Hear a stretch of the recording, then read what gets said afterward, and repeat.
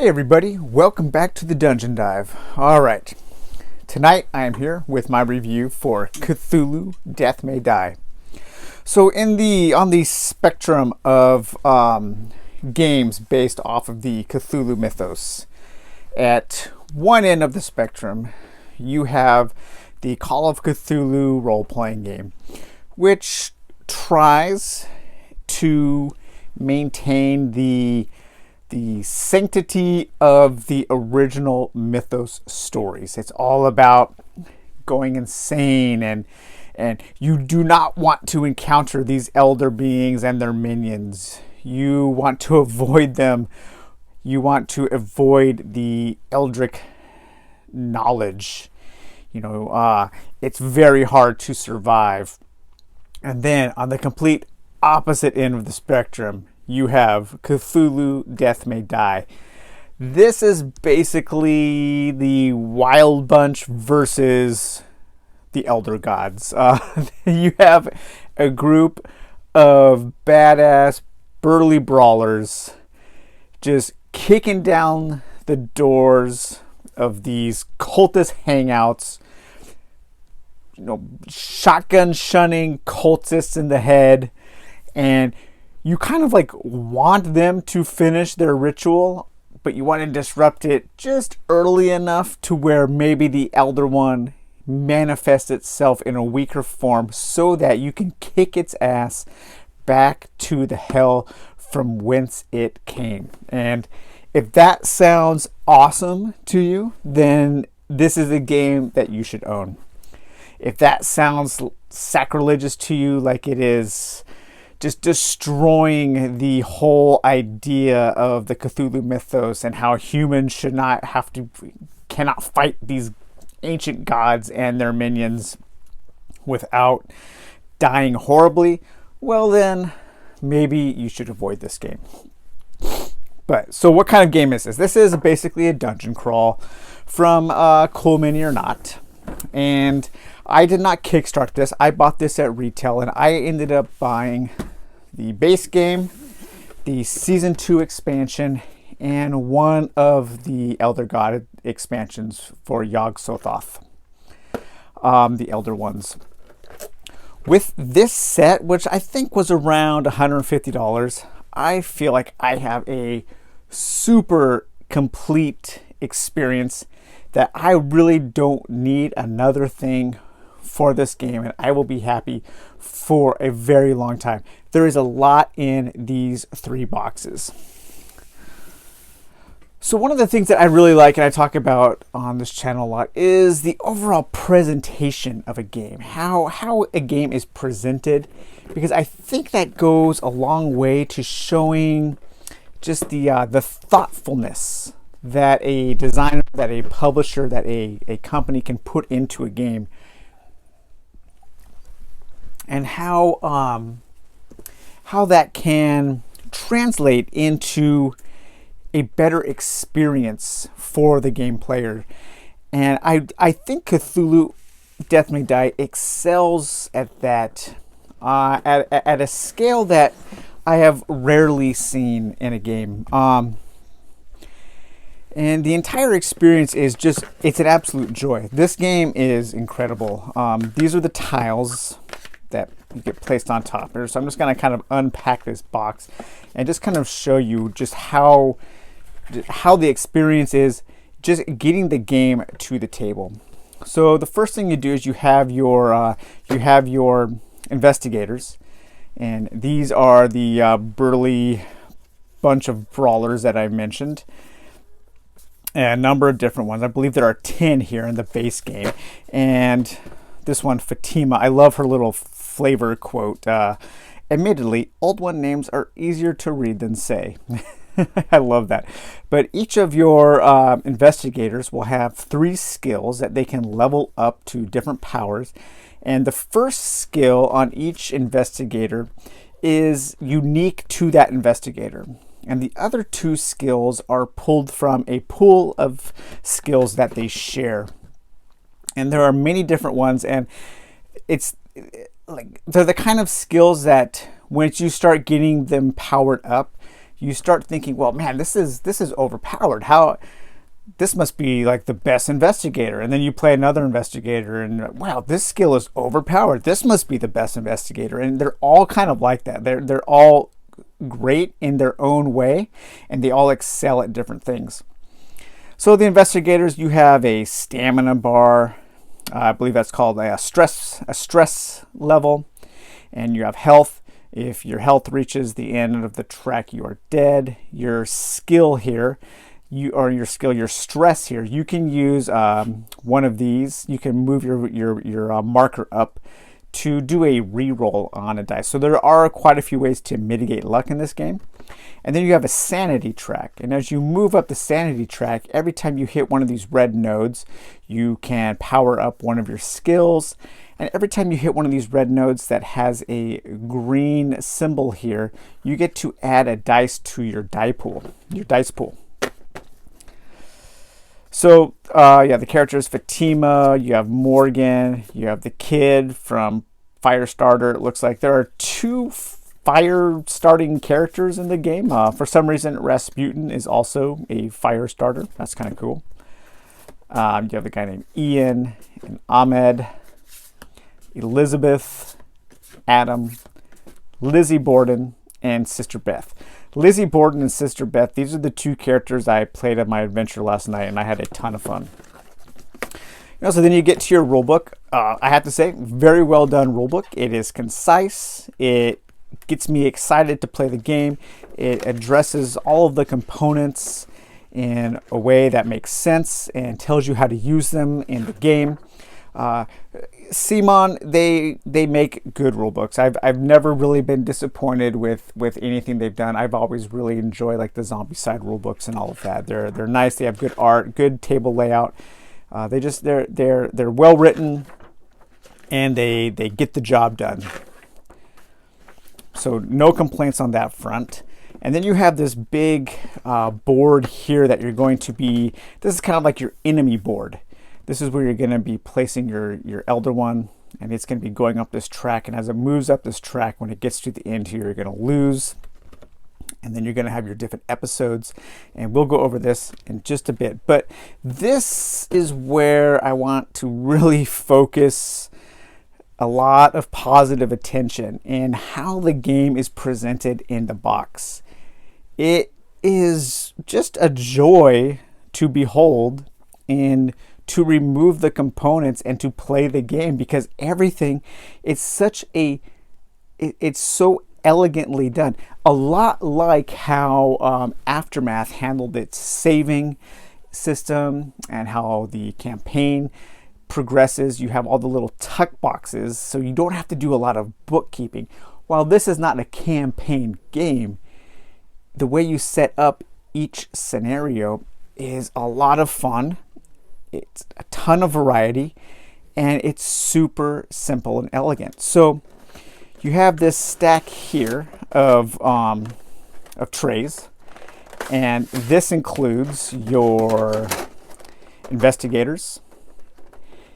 It includes your stack of insanity cards. So these are going to be dealt out when you pick an investigator to play, and then you randomly draw one of these insanity effects. And this coincides also with that track up here. So every time you level up, you also have to trigger your sanity that you got dealt in that particular game. And each one is different, and each one has some positives and negatives. It's very interesting how they did that.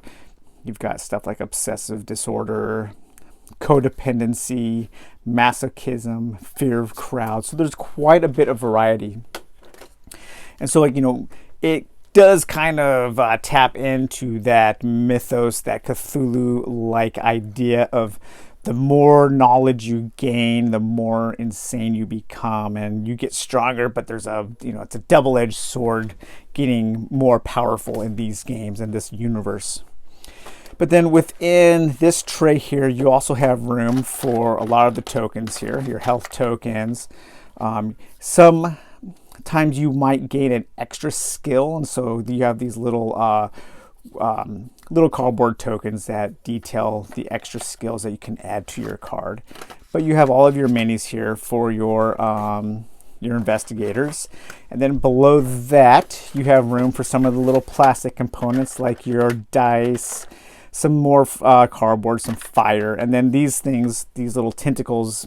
Each color has an associated number of tentacles that you can use to keep track of the different things on your skill card, your stress, your health, your insanity, and your skill levels. And then you have a couple more enemies. And then under that, you have your like minion tray. So you have all of your cultists and your deep ones. And just the fact that how they all stack and everything just goes back into the box super easily, and it makes setup and it makes putting it away so much easier. Like I a lot of times I get rid of inserts for games, but this one I will be keeping just because of how easy it all is to set up. And then you have your couple of your bigger monsters here. All right, so then those just all get stacked up. And then the real like great thing about this game is how you set up your scenario. So you have two bosses that come in this game, two elder ones. You have Hastur and Cthulhu, and each one of their boxes has on the back here a number of components that comes with. And each elder one comes with basically the same kinds of things. Actually, I haven't unpacked Cthulhu yet, so because I've been playing mainly with Yog-Sothoth. So let's use one of the little expansion bosses as an example here.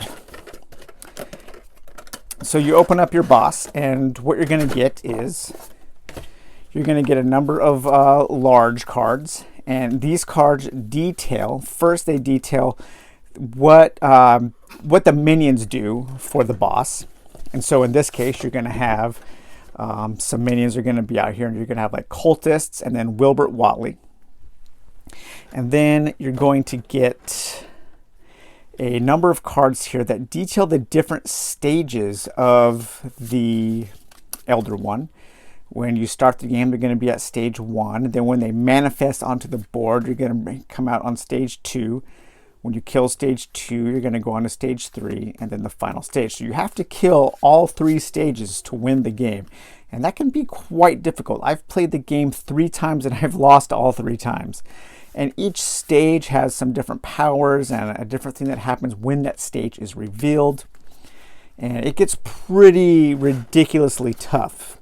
And then each boss also comes with a series of, I think it's 8 Mythos cards.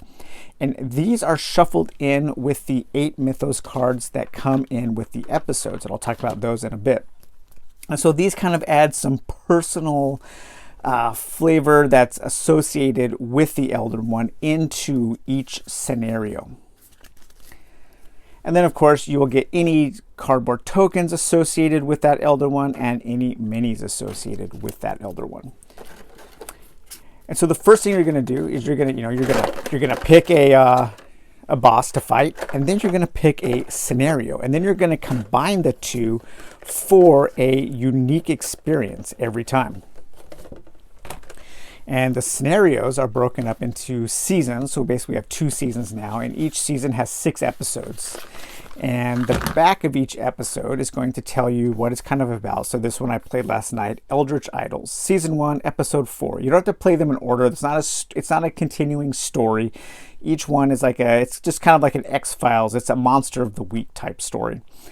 And it's going to give you a little bit of flavor text. Damn cultists will do anything to summon their elder gods. Sacrificing innocent blood in the dead of night is just another Tuesday.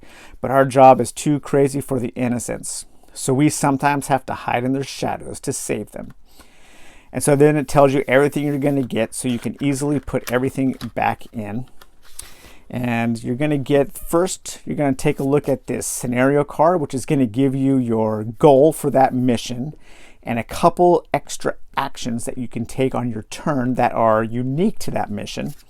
And then it's going to tell you how to set up your map tiles. Now the map tiles are very nice in this game. I love that they range from kind of, traditional dungeon crawl art, kind of looks like, Mansions of Madness style art with different environments. But then you also get some pretty cool, like weirder type environments, like this kind of like here. I think you would, Lovecraft might describe that as cyclopean architecture or something. And then I really like this tile here. It has a surreal nature, and some of the tiles really kind of mess with perspective in cool ways. I really like the art here. But yeah, so you're going to set up your scenario according to this. It's going to tell you what monsters, what tokens you're going to need. And the really cool thing is once you get all of this stuff out from the box and set it up, you never have to go back into the box to get something else. So you can set this game up and put the box away. And that's great because a lot of these games, you're constantly having to go in and out of different boxes to pull stuff out while you're playing and set things up differently. But I love this system because it lets you know what you're going to get, and you don't have to you don't have to fiddle with more things while you're playing the game. And then each scenario is also going to come with its own like unique special minions that you're going to fight. So in this case, it was a Byakhee and a Shoggoth. And then as far as the narrative goes, what you're going to get with each mission is you're going to get, each mission that comes with 8 mythos cards, which you're also going to, like I said, shuffle in with the boss mythos cards. And then each mission, each episode also comes with a set of discovery cards. And this is kind of what drives the narrative a little bit. So each discovery card is going to have a little thing to read in the middle. And then you can make a choice often. And depending on the choice, sometimes you're forced to choose depending on the situation. But depending on the choice that you get to choose or are forced to, you'll get a different item or condition or companion to add to your character sheet. And so this one was Strange Painting. This is the most enthralling painting. You may claim the strange painting, or you may take 2 stress to claim the museum curator. So you can choose to do that. If you have 2 stress left, you can go ahead and take that, and you can have the museum curator join you, and you slide that underneath your card like that. And then you have this curator who adds can take a point of damage before she dies. And then while you have her, you gain 1 level in stealth. So like she helps you move around the museum so you can go up a level in stealth. Or you could have taken the painting and you put it on this side. And then when using one of the special actions to distract a guard, you may move the guard an additional space. So depending on how you choose to encounter these cards, different things can happen. So I do want to talk a little bit about the narrative, because this is one place where I think the game is not as strong as it could be. A few people I know and a couple other reviewers like Joel on Drive-Thru Review have compared this game favorably to Mansions of Madness 2nd Edition. And personally, I really don't think there is much of a comparison beyond the surface level, investigators investigating something to do with a elder god. The 2 games are very, very different. Mansions of Madness is a slower game, and it has more to do with discovering the story as you're playing, with investigating, with searching throughout the mansion, with finding clues and kind of putting together, trying to solve a mystery, while this invisible clock kind of ticks away in the background, creating tension. This game is very much not that. This is a full-on, you are busting down doors, you have shotguns, you are like, in one shot, I killed like 5 cultists with Sister Beth. And it was totally awesome. And like I said, you want these giant monsters to come out on the board so you can beat them down. This is more of an action game. I would say you take surface level Mansions of Madness and combine it more with something like Zombicide Black Plague, with a little more narrative than Black Plague, because each one of these episodes has a unique mechanism that some of them are, the ones that I've experienced have been pretty cool. So this one was Dance Macabre, and this whole thing took place in a ballroom. And you have these dancer tokens, and you put those all face down, and with the dancer tokens, you mix also these face down sorcerer tokens. And so you have to go through as the investigators, you have to go through and you have to unmask these ballroom dancers, trying to locate these sorcerers who have mixed in with them to help with the ritual. And then you have to get them out before you can disrupt the ritual and turn the Elder One in, make him manifest into a physical form so you can kill him. And then the other one that I showed here, this Eldritch Idols. And this one, you had to go around the museum and you had to collect these 4 artifacts while these guards were trying to stop you, and they were trying to send you back to jail if they found you with these artifacts. And each one of these 4 artifacts had a special power. And then the investigators together had to take these artifacts back to the summoning gates to like override them. So each one of these scenarios does have some different elements that make the gameplay different. And this game is far more gamey than Mansions of Madness. Sometimes Mansions of Madness doesn't feel as much like a game as it does a kind of interactive experience. Whereas this just feels like, I mean, this is a full-on dice chucking, super fun, exciting board game. And so I think maybe people who are maybe looking for something a little more atmospheric, a little more cerebral, you may not enjoy this game as much. But if you know that going in and you're looking for something that's different, that's complementary to Mansions of Madness, I can't imagine too many people having a bad time with this game. It's too much fun. And I am super stoked to have it. I am excited to play it more and more and more. I like kind of have become almost obsessed with this game over the last couple days. And then the same thing can go for, so the season 2 expansion adds more, I think 10 more investigators. So a ton of variety there. It adds a few more tiles. It adds 6 more episodes. And so you get a lot of variety in episodes with this. And then it also adds a few more different minion and monsters to fight. And so with 3 Elder Ones and these expansions, you're going to have 3 Elder Ones and 12 different scenarios. So right there, that's 18 completely different games. And then you're also going to, once you mix in the different insanity effects and the different investigators, you're looking at just a ton of game for the price that I paid, the $150 price that I paid. And I am super, super happy with this game. This game is, I think, I'm pretty sure I can safely say that Cthulhu Death May Die is my favorite Coleman or Not game. I love this game. I am fingers crossed, hope beyond hope, hoping that Bloodborne, the board game, is this good. Because if it is, oh man, this is gonna it's such an awesome pairing of game.